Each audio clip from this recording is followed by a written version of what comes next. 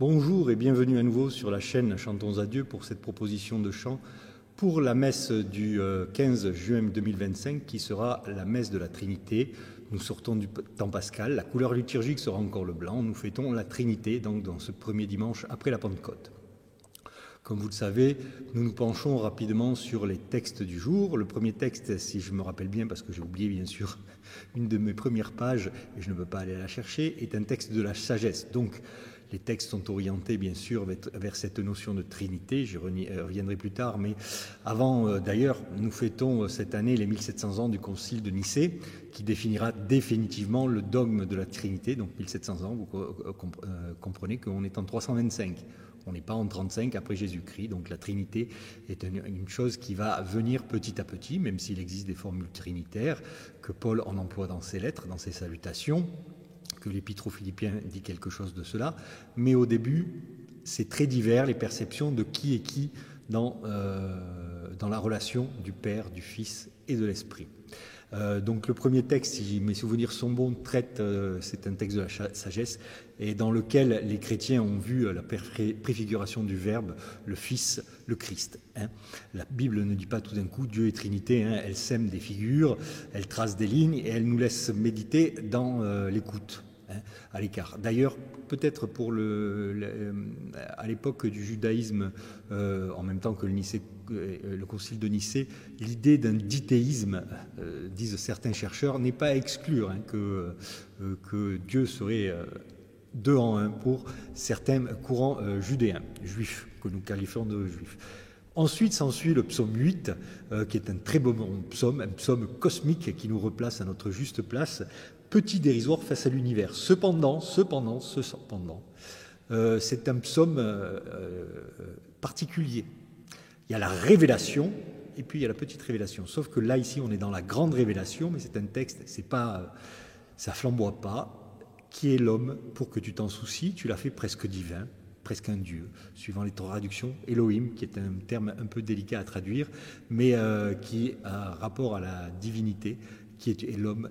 Alors, pourquoi c'est une révélation? Parce qu'au moment où c'est écrit, et dans la culture du temps, seuls certains sont à l'image de Dieu, ce sont les rois. Mais le Dieu de la Bible, ce ne sont pas les rois qui sont à l'image de Dieu, qui sont à peine moins que Dieu. C'est tout le monde. À méditer. Deuxième lecture, les Romains. Là, on est dans l'expérience. Justifiés par la foi, nous avons la paix avec Dieu, ou peut-être, c'est ce que nous entendrons ce dimanche, mais une traduction peut être « tenons la paix avec Dieu ». Tout tient à un accent que Paul met ou ne met pas suivant les manuscrits. Un accent qui fait que le verbe est au subjonctif ou à l'indicatif. Paix reçue ou fidélité à entretenir, Paul laisse la tension ici, et peut-être qu'on vit dans cette tension-là, recevoir la paix et choisir d'y rester. L'évangile, Jean 16, comme toujours, c'est le discours avant l'arrestation. Jésus parle à ses disciples, il va partir, ils ne comprennent pas. Pour la communauté à laquelle s'adresse l'évangile de Jean, ils ont très bien compris qu'il n'y a plus de témoins aux oculaires, que la communauté est ballottée en son propre sein, qu'il y a des vrais et des faux prophètes, et qu'il faut continuer à croire et recevoir, transmettre. Et donc, c'est l'esprit paraclet qui viendra là combler ce manque-là. Alors, il annonce l'esprit, pas un nouveau maître, un souffle qui prend, transmet, éclaire, un esprit qui parle, mais pas de lui-même. C'est tout l'enjeu de la communauté de Jean, mais aussi de l'Église qui vient par la suite. Ce n'est pas encore le catéchisme en circulation, c'est déjà une relation, une voie intérieure qui prolonge le Christ dans sa relation avec le Père, bien sûr. Alors voilà, ce dimanche de la Trinité, on ne vous propose pas une explication, je ne vais pas être long, on vous propose un chemin dans les textes, et parfois on tendra aussi un petit électrochoc dans la suite, je vous en reparlerai. La Trinité ne tombe pas toute faite du ciel, c'est même le fruit d'un petit conflit, elle se cherche, s'esquisse, se vit, et parfois elle nous échappe encore. Premier chant pour ce dimanche de la Trinité, et bien sûr je ne suis pas au niveau des bonnes pages, si ça y est. Alors Chantons à Dieu, c'est la chaîne éponyme, et c'est un chant, 4 couplets, dont les 3 derniers reprennent le Père, le Fils et l'Esprit. Donc je vais le prendre en entier. Donc ce chant-là, par contre, si vous le choisissez, il sera à prendre en entier ce jour-là. Chantons à Dieu ce chant nouveau, disons sa gloire immense. à tout vivant, ce Dieu très haut présente son alliance. Un cœur ouvert, le Fils livré, un vent de joie, l'Esprit donné, rendons à Dieu sa grâce. Honneur à toi, premier vivant, à toi la gloire au Père. Louange à toi dans tous les temps, Seigneur de ciel et terre. Ta voix murmure, viens au jour, ton cœur nous dit, je suis l'amour, aimez-vous tous en frères. Jésus, au prix du sang versé, tu dis l'amour du Père. Oh viens Seigneur de plein été, nous prends dans ta lumière. Délivre-nous de tout péché, enseigne-nous à tout donner, rénove enfin la terre. Esprit de Dieu, vivant amour, refais nos vies nouvelles. Engendre-nous, mets-nous au jour, maintiens nos cœurs fidèles. Réveille-nous de notre nuit, ranime en nous le feu de vie, au feu de joie immense. On ne peut pas faire plus catéchétique. Et vous pouvez reprendre le premier couplet qui s'adresse aux trois. On ne peut pas faire plus catéchétique. Prenez-le. Second chant, Dieu est en attente, je ne me souviens plus, je ne crois pas l'avoir pris, mais qui convient aussi, qui rassemble, notre Dieu est en attente, et c'est un Dieu particulier.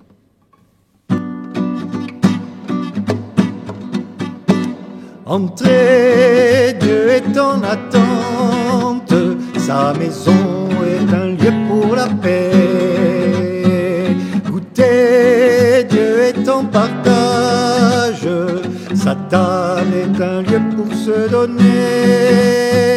Vous êtes le peuple de Dieu,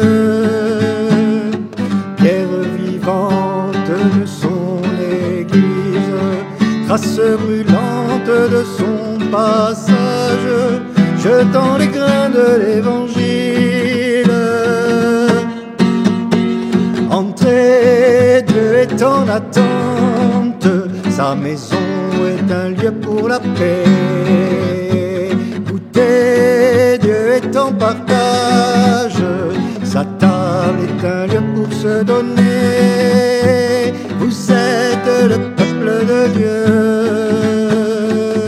marque vivante de son visage, signe visible de sa tendresse, portant les fruits de l'évangile. Entrez, Dieu est en attente, sa maison est un lieu pour la paix. Goûtez, Dieu est en partage, sa table est un lieu pour se donner. Je n'ai pris que 2 couplets, il y en a un troisième. C'est un chant aussi qu'on peut prendre tous. Notre Dieu est un Dieu trinitaire et nous sommes aussi son image. C'est ce que chante ce chant. Passons maintenant à ce psaume 8. Je rigole parce que ça fait 3 fois que je reprends, j'arrive pas à dire psaume 8. Donc passons au psaume 8 qui est un grand air dans la révélation mais qui passe inaperçu. Peu le connaissent. Ô Seigneur notre Dieu, qu'il est grand ton nom par toute la terre, bien sûr. Tu l'as voulu moindre qu'un Dieu, le couronnant de gloire et d'honneur. C'est nous dont il est question. Ô Seigneur notre Dieu, qu'il est grand ton nom par toute la terre. Ô Seigneur notre Dieu, qu'il est grand ton nom par toute la terre. voir le ciel ouvrage de tes doigts, la lune et les étoiles que tu fis. Qu'est-ce que l'homme pour que tu penses à lui, le Fils de l'homme pour que tu en prennes souci. Tu l'as voulu un peu moindre qu'un Dieu, le couronnant de gloire et d'honneur. Tu l'établis sur les œuvres de tes mains. Tu mets toutes choses à ses pieds. Ô Seigneur notre Dieu, qu'il est grand ton nom par toute la terre. Les troupeaux de bœuf et de brebis, et même les bêtes sauvages, les oiseaux du ciel et les poissons de la mer, tout ce qui va son chemin dans tes yeux. Ô Seigneur notre Dieu, qu'il est grand ton nom par toute la terre.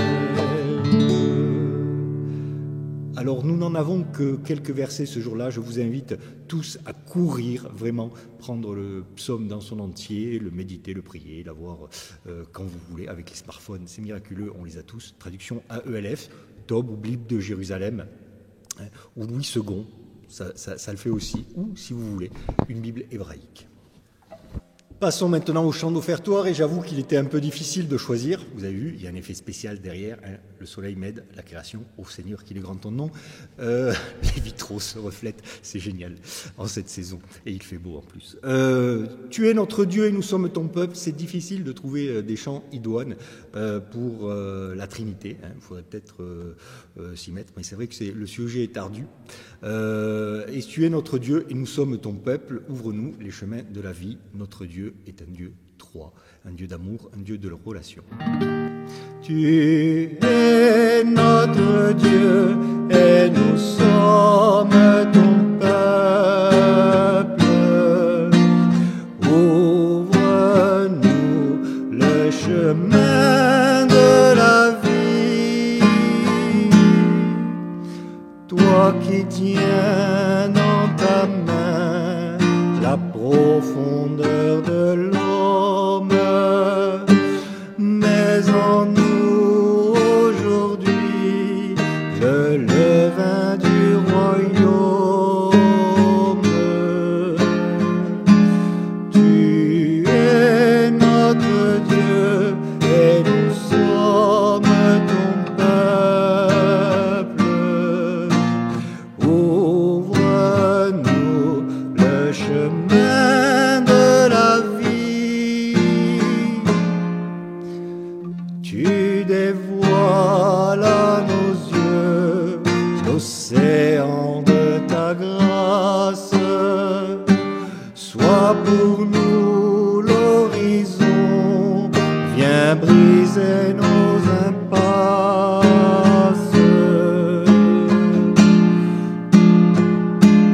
Tu es notre Dieu et nous sommes ton peuple.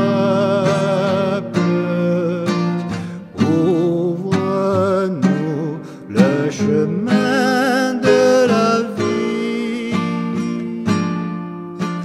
Toi le Dieu créateur, tu nous confies la terre.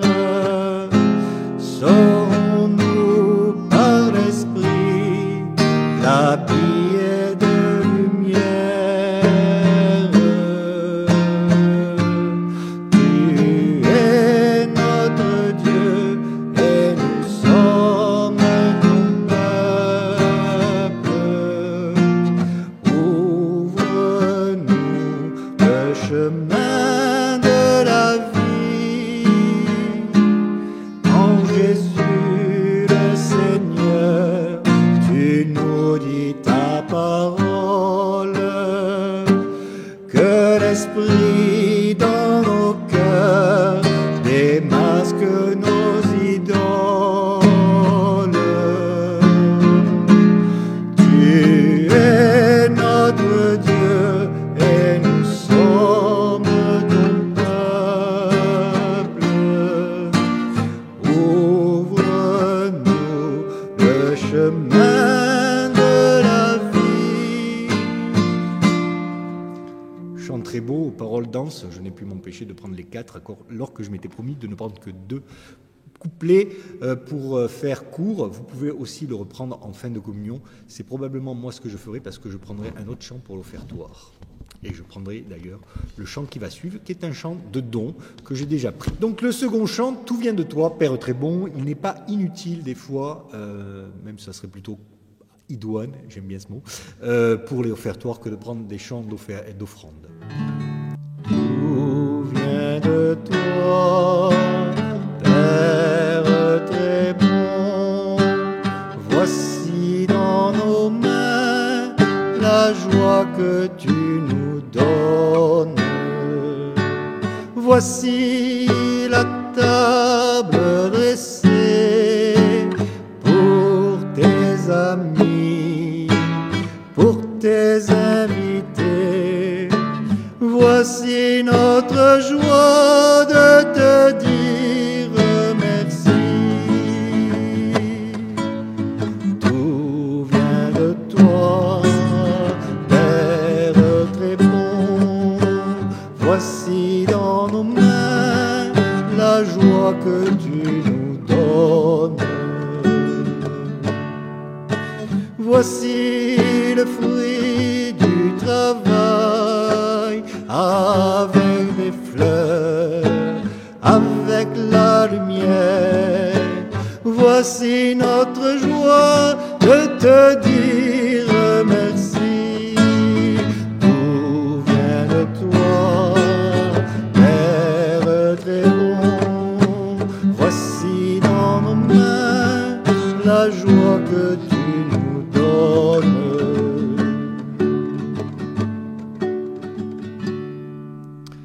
Je me suis retenu, j'ai voulu tenir ma promesse, voilà. L'effet est miraculeux, me voici auréolé Nembé. Excusez-moi, je ne couperai pas. Me voici auréolé et Nembé. Pour une fois, je suis pécheur. Passons maintenant au chant de communion, un chant que j'ai pris il y a récemment, que j'ai pris assez régulièrement, mais peut-être parce que quand je prends un chant assez régulièrement nouveau, c'est que je souhaite le partager, qu'il soit pris par les assemblées dominicales, je l'espère. Le voici, le don de Dieu. Cette fois-ci, le texte est de Claude Bernard, on en trouve plusieurs versants sur une musique de Michel Wackenheim. Ça va m'arriver. Le voici, le don de Dieu, corps livré de Jésus-Christ, sans verser pour notre vie, pain du ciel aujourd'hui. Le voici, le pain vivant, que le Maître nous partage. C'est la force des croyants pour sortir de nos impasses. Gloire à Dieu pour ce repas qui réveille notre foi. Le voici, le don de Dieu, corps livré de Jésus-Christ, sans verser pour notre vie, pain du ciel aujourd'hui. Le voici, le vin joyeux, pour la fête du royaume. Dans nos cœurs il est un feu, l'avant-goût du temps des noces. Gloire à Dieu pour ce repas où l'Église dit sa joie. Le voici, le don de Dieu, corps livré de Jésus-Christ, sans verser pour notre vie, pain du ciel aujourd'hui. Voilà, je me suis tenu aux 2 couplets. chant magnifique. Il y a 2 autres couplets, paroles très catéchétiques. Encore une fois, il faut des paroles denses qui nourrissent la foi, qui puissent nous permettre, grâce à ces paroles, d'être imprégnés et de témoigner, de dire ce qu'on fait à la messe, sans plus, sans moins, mais pas de dire « Oui, c'est le corps du Christ à tout prix !» Oui, c'est... Non, c'est pas cela. Le corps du Christ, bien sûr, c'est le pain et le vin que nous allons manger et partager, et Dieu sait que ce moment... pour moi, est colossal, mais ça a une signification, une communion, autre chose. C'est une vraie nourriture pour nous. Ce n'est pas une nourriture magique. Second chant de communion, voici le corps et le sang du Seigneur. Il décrit, bien sûr, il rappelle certains éléments. C'est la foi qui nous fait reconnaître dans ce pain et ce vin consacré la présence de Dieu notre Maître. C'est bien, j'aime bien ce chant, il a une belle mélodie, mais parfois c'est un peu léger. Connaître la présence de Dieu, oui, mais ça veut dire que si je vais communier, à chaque fois que Paul nous le dit, que vous mangez ce pain et buvez à cette coupe, vous annoncez la mort de Jésus jusqu'à ce qu'il revienne, c'est ça, ce geste-là, vous annoncez la mort et la résurrection de Jésus jusqu'à ce qu'il vienne, qui implique beaucoup de choses, pas que uniquement, ce n'est pas, encore une fois, je le dis, une nourriture magique. Voici le corps et le sang du Seigneur, la coupe du salut et le pain de la vie. Dieu immortel se donne en nourriture pour que nous ayons la vie éternelle. Au moment de passer vers le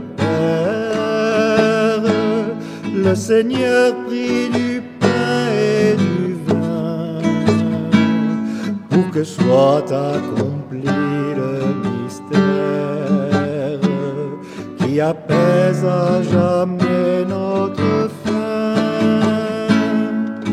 Voici le corps et le sang du Seigneur, la coupe du salut et le pain de la vie. Dieu immortel se donne en nourriture pour que nous ayons la vie éternelle. Dieu se livre lui-même en partage par amour pour son peuple affamé. Il nous comble de son héritage afin que nous soyons rassasiés. Voici le corps et le sang du Seigneur, la coupe du salut et le pain de la vie. Dieu immortel se donne en nourriture pour que nous ayons la vie éternelle. Personnellement, j'aime bien reprendre ce chant, parfois tout doucement. En deuxième partie, je fais durer la communion, enfin je fais durer le chant, puisqu'il y a, vous savez très bien, les custodes à remettre pour donner la communion à nos frères malades et sœurs malades, les vases à nettoyer, l'autel à ranger, et donc pendant ce temps-là, je le prends tout doucement, je le fais murmurer à l'assemblée, et en insistant, bien sûr, au moment de passer vers le Père, et puis de reprendre, voici le corps tout doucement, plus lentement. Il faut bien maîtriser l'assemblée à ce moment-là, et la tempérer. Voilà. Passons maintenant au chant de sortie, en résonance avec le psaume et sur la louange qui peut être fait, et aussi à la parole du Christ. Rappelez-vous, tu t'es forgé une louange par la bouche des tout-petits. Que ma bouche chante ta louange, et nous louons le Dieu Trinitaire, c'est l'occasion de le faire. De toi, Seigneur, nous attendons la vie, que ma bouche chante ta louange. Tu es pour nous un rempart, un appui, que ma bouche chante ta louange. La joie du cœur vient de toi, ô Seigneur, que ma bouche chante ta louange. Notre confiance est dans ton nom très saint, que ma bouche chante ta louange. Sois loué, Seigneur, pour ta grandeur, sois loué pour tous tes bienfaits. Gloire à à toi, Seigneur, tu es vainqueur, ton amour inonde nos cœurs. Que ma bouche chante ta louange, Seigneur, tu as éclairé notre nuit. Que ma bouche chante ta louange, tu es lumière et clarté sur nos pas. Que ma bouche chante ta louange, tu as fermi nos mains pour le combat. Que ma bouche chante ta louange, Seigneur, tu nous fortifies dans la foi. Que ma bouche chante ta louange. Sois loué, Seigneur, pour ta grandeur. Sois loué pour tous tes bienfaits. Gloire à toi, Seigneur, tu es vainqueur. Ton amour inonde nos cœurs. Que ma bouche chante ta louange. Chant très dynamique, réservé aux assemblées d'enfants.